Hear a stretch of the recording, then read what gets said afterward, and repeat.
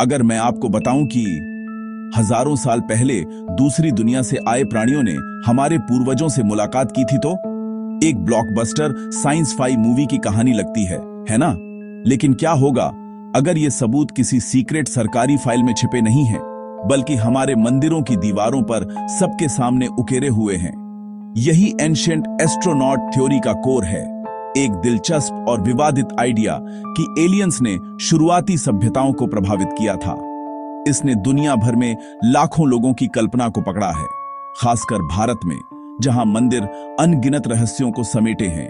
क्या ये दावे सिर्फ रोमांचक कहानियां हैं या कोई छिपा हुआ सच? चलो दोनों पक्ष खुले दिमाग से देखें, सबूत भी और वैकल्पिक व्याख्याएं भी। तैयार हो जाओ, यह यात्रा अभी शुरू होती है। क्या आप अतीत पर सवाल उठाने के लिए तैयार हैं? एंशिएंट एस्ट्रोनॉट थ्योरी के सबसे प्रभावशाली तर्क मंदिरों की कला से आते हैं। देव, देवियां, राक्षस और आकाशीय प्राणी, हजारों आकृतियां, लेकिन कुछ आकृतियां अलग दिखती हैं। समर्थक हेलमेट जैसे हेडगियर की ओर इशारा करते हैं, अजीब सूट और कुछ फीचर्स जो मानवीय नहीं लगते, ग्रे एलियन आर्केटाइप जैसे। ये विचित्रताएं अटकलों को हवा देती हैं, कला या देखा हुआ दृश्य। कुछ तो इन्हें आधुनिक स्पेस सूट और गैजेट्स की तरह पढ़ते हैं। कहा जाता है कारीगरों ने वही तराशा जो उन्होंने देखा, आसमान से उतरता प्राणी या असाधारण कवच में देवता। आर्ट हिस्ट्री कहती है हेलमेट दरअसल मुकुट या हेडड्रेस, सूट शाही कवच। ये रूप प्रतीकात्मक, विस्मयकारी, लिटरल पोर्ट्रेट नहीं। स्कल्पचर्स मौन गवाह हैं, कहानी हमारी भाषा तय करती है। कवितामय पत्थरों से आगे दूसरा स्तंभ है हमारे प्राचीन ग्रंथ, महाभारत, रामायण, पुराण। सिर्फ धर्म नहीं, अद्भुत वर्णन भी। समर्थक ऐसे श्लोक चुनते हैं जो उन्नत तकनीक जैसे लगे। इनक्रेडिबल अस्त्र, भयावह विनाश में सक्षम। ब्रह्मास्त्र, सेनाएं नष्ट, भूमि बंजर, बाल नाखून गिरना, परमाणु विकिरण जैसे लक्षण। क्या ये उन्नत हथियारों की स्मृति है या मिथकीय अलंकार? देवता आकाश यात्रा करते, दूरियों पर संवाद, विमानों के संकेत। अर्शी नारद, इंटर डायमेंशनल यात्री या आकाशीय दूत। मुख्यधारा विद्वान इन्हें कविता, दर्शन, धर्मशास्त्र मानते हैं।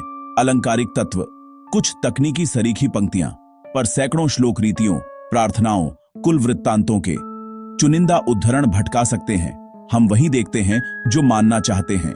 इन ग्रंथों की गहराई साहित्यिक और दार्शनिक सिर्फ एलियन चश्मे से नहीं समझी जा सकती। विमान, एंशिएंट एस्ट्रोनॉट बहस का केंद्र। उड़ते महल या रथ, अनेक ग्रंथों में उल्लेख। रामायण में रावण पुष्पक विमान से लंका ले जाता है। बहुस्तरीय संरचनाएं, अद्भुत गति, विचार से नेविगेशन, कथाओं में वर्णन। वैमानिक शास्त्र, कहा गया खोया अध्याय, 20वीं सदी में प्रकट। पाराभंवर इंजन, धातुएं, प्रणोदन, मानव तकनीकी मैनुअल।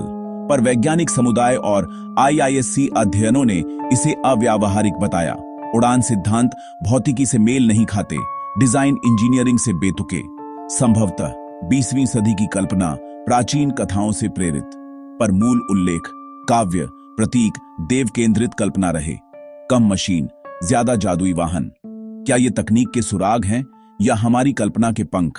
तो कार्विंग्स, ग्रंथ और विमानों की यात्रा के बाद हम कहां खड़े हैं?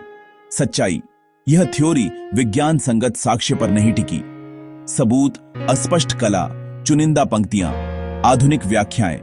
न कोई कलाकृति, न गैर स्थलीय धातु, न निर्विवाद नक्काशी। हमारा मस्तिष्क पैटर्न ढूंढता है, इसे पेरिडोलिया कहते हैं। बादलों में चेहरे और नक्काशी में हेडड्रेस को हेलमेट समझ लेना। कॉस्मिक कथा से जोड़ने पर कहानियां रोमांचक बनती हैं। एक आधुनिक मिथक, पर हमारे पूर्वज असाधारण थे। इंजीनियर्स, नवोन्मेषी, रचनात्मक। उन्होंने यह सब स्वयं किया। एलियन मदद की आवश्यकता नहीं। रहस्य पर सोचना अच्छा है, यह हमें नए नजरिए देता है। पर स्पष्ट, परीक्षण योग्य प्रमाण अभी नहीं। हमेशा सबूत मांगे। ज्यादा विस्मयकारी क्या है कि एलियंस ने मदद की या कि हमने मनुष्यों ने यह सब स्वयं